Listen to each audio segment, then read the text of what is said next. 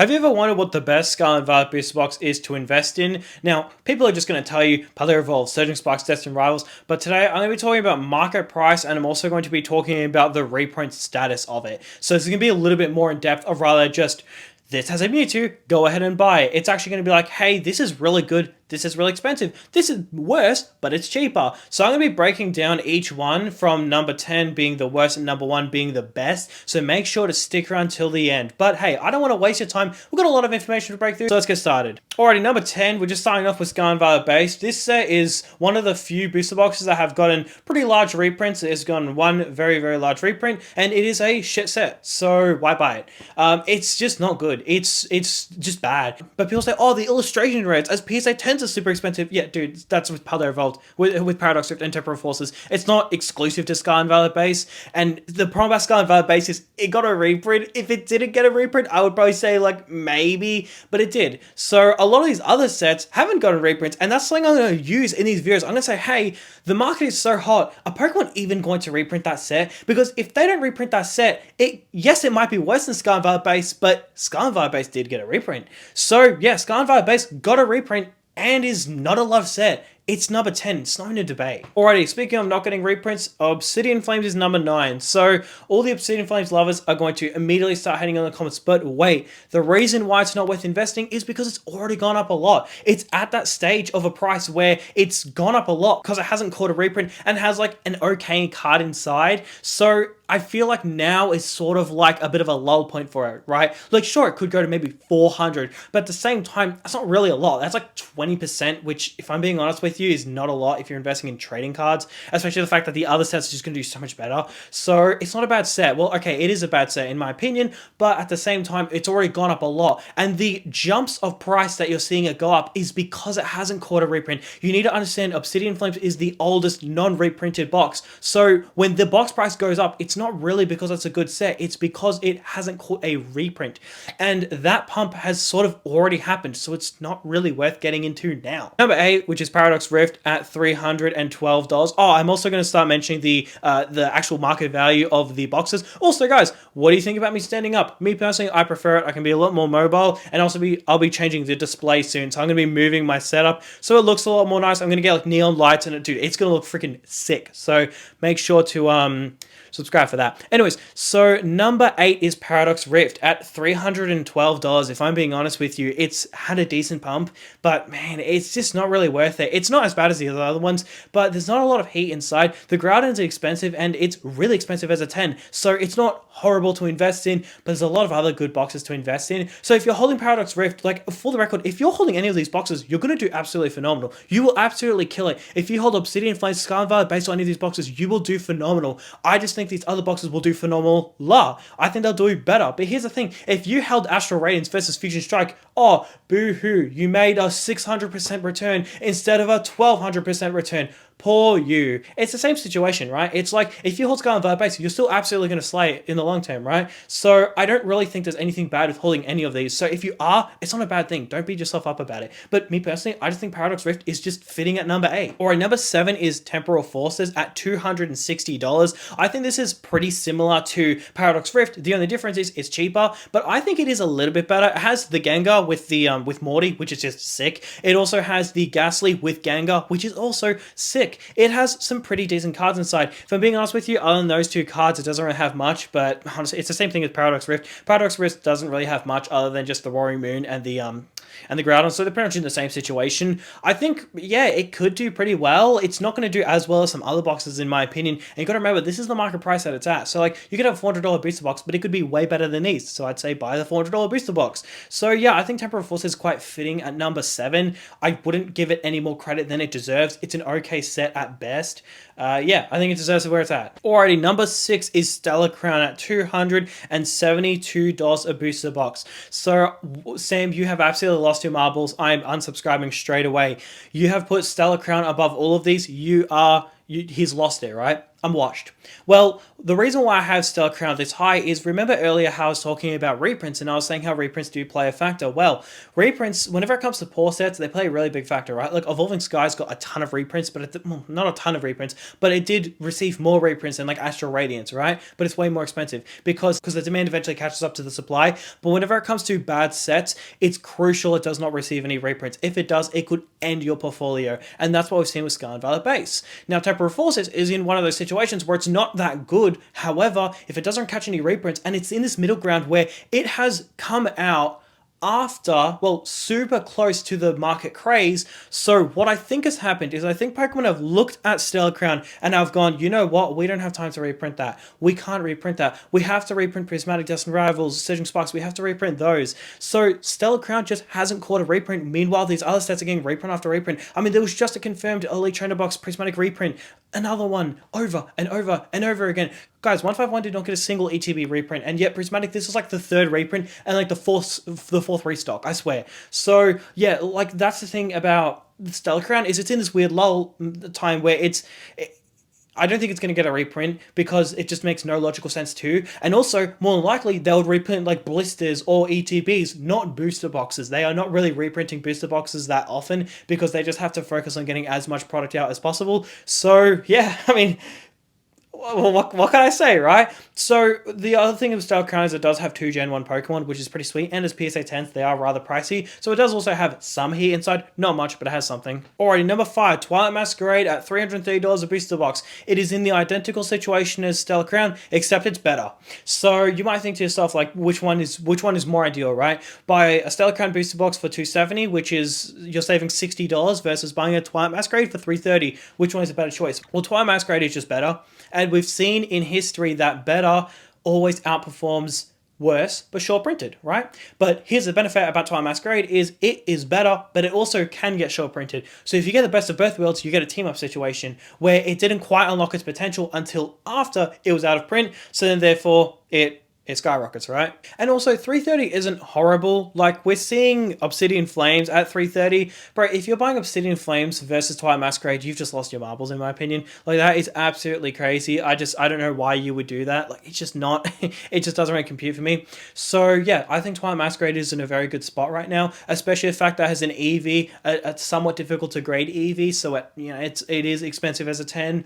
The Greninja is doing absolutely phenomenal. It's holding its price really, really well. It had a pretty strong dip, but it has recovered quite well. I think Twilight Masquerade is going to age really, really nicely, especially if they bring out new mega sets with Greninja. I don't know if that was confirmed, but I did hear about that. So if that happens, it will only drive the price up more and more. Guys, you need to understand, most people who's in the Pokemon industry, they just collect the cards. So a lot of people like the anime, a lot of people like the games, most people collect cards. So in order for a Pokemon's popularity to rise, most of the time, they just need to make more Pokemon of it. Look, the Bubble Mew is a great example. That is undeniable proof right there.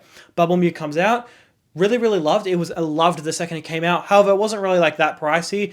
Eventually, it became extremely pricey, and then after it became really pricey, people really, really like Mew as a Pokemon as a whole. So if they bring out a Greninja to the Mega Set, it will only help the popularity of Greninja go up, meaning that Twilight Masquerade will only be more and more investable. Same thing with Roaring Moon. A lot of people are really starting to shift liking Roaring Moon after they made the Shinji Kanda artwork, and that Shinji Kanda artwork has done really, really well, so it gives a spotlight on Roaring Moon, and that helps Roaring Moon in the long term become more popular. Alright, number 4 is Paldea Evolved. At $472, it's a great set. I think it's going to do really well.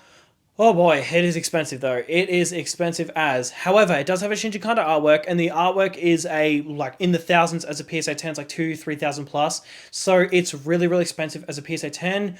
Really, really loved card Raw. The Raw card is doing absolutely phenomenal. We're seeing the Raichu go up, we're seeing the Tyranitar go up, and we're seeing a couple other artworks go up. Paldea Evolved is that kind of set where it's pretty much just like, it's just spray and pray, right? They've made so many artworks, they've brought in so many artists that like one of the cards was going to be a massive hit.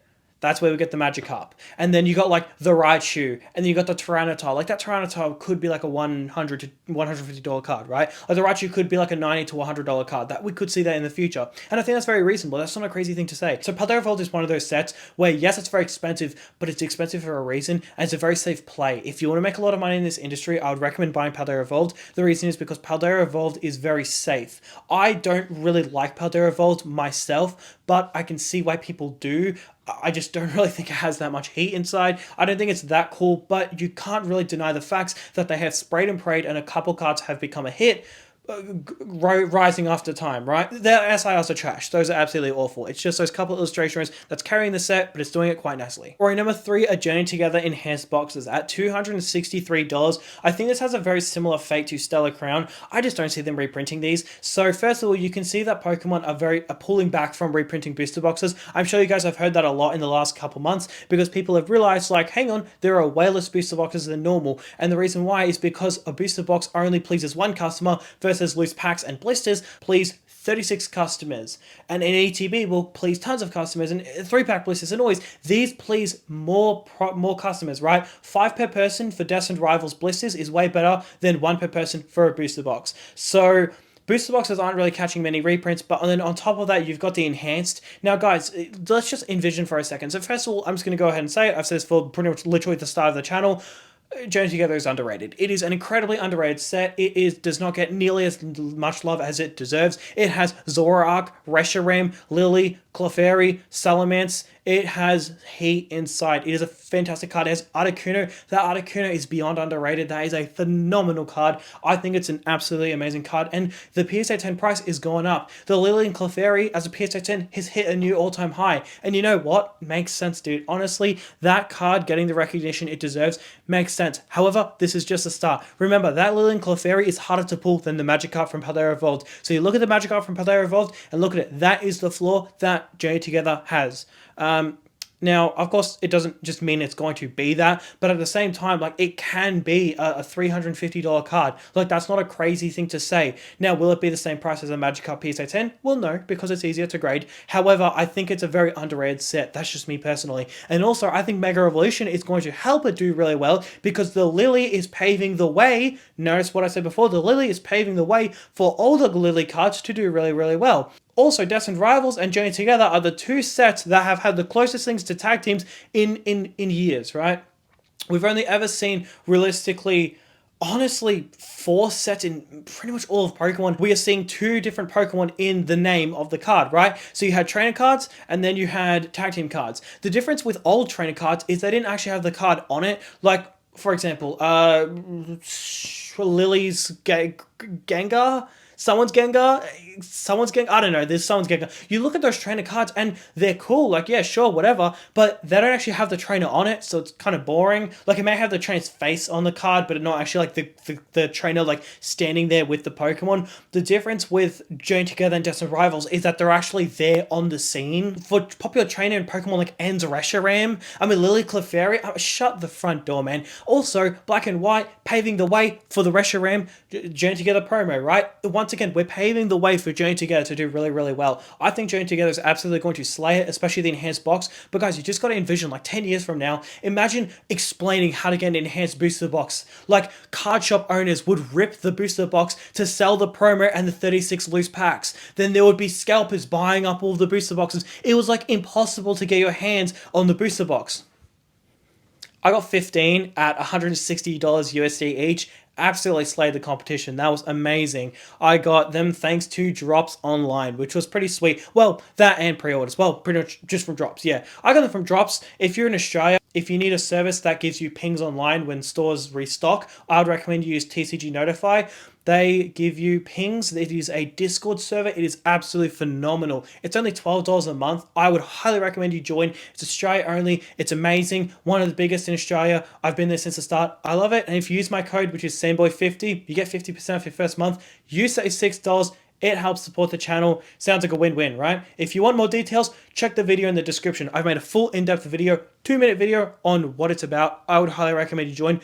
But anyways, I think Journey Together is going to do really, really well.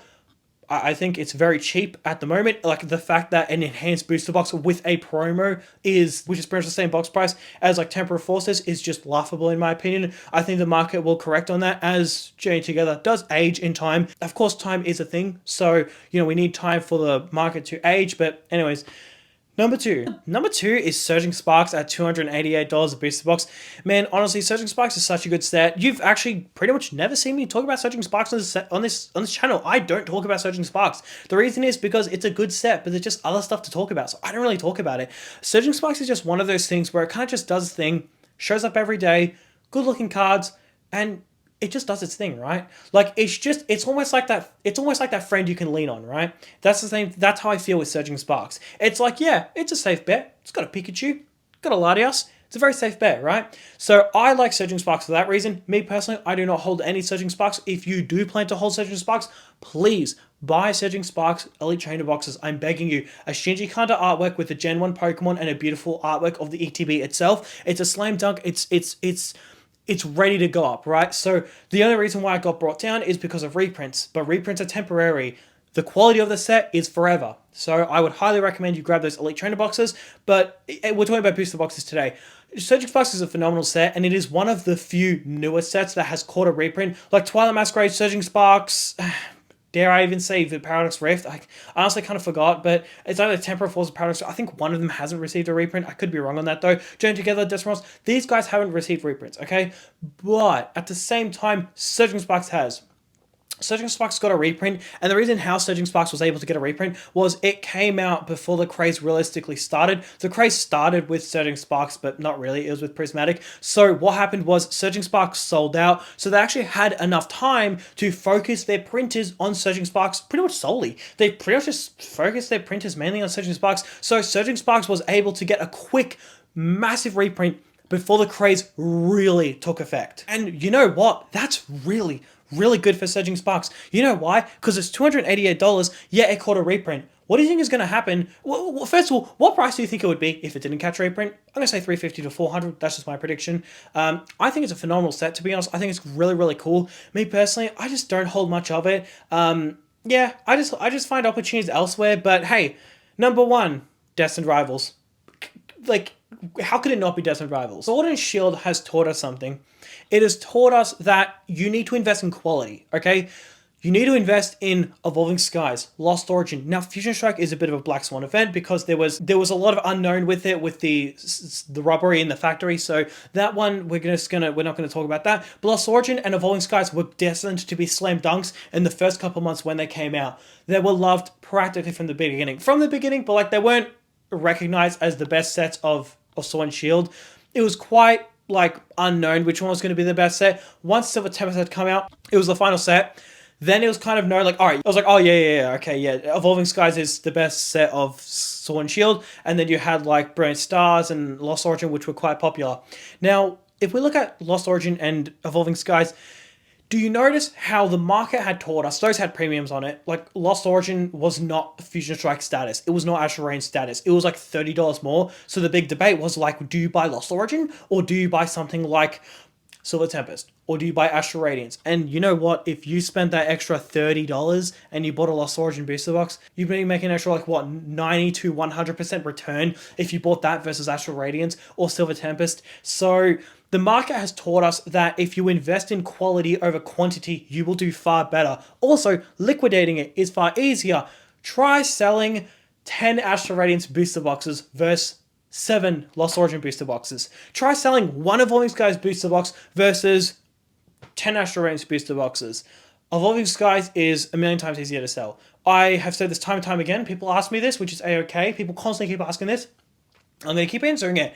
Which one is harder to sell? An expensive booster box? Guys, my phone just died. I've kind of forgot what part I was at in the video, but the thing is that it just sold instantly. It easily sold. The Evolving Skies box, I sold them within like 5 minutes. So yeah, it's way easier to sell it. So if you're thinking like, should I buy Destined Rivals or should I save like $100 buying like Paradox Rifts? Dude, come on, man. Like I get, we're all making mistakes. We're all constantly, adapting and whatnot. But Come on, man. If Destined Rivals growth has not proven that instantly, Paldea Evolved, I mean, how many people were buying Paradox Rift versus Paldea Evolved? Because Paldea Evolved was like 300 when Paradox was like 250, and people were saying, no, Paldea Evolved is too expensive. No, you buy quality over quantity. The market has proven that time and time again. So yeah, that's going to do it for today's video, guys. Thanks for watching.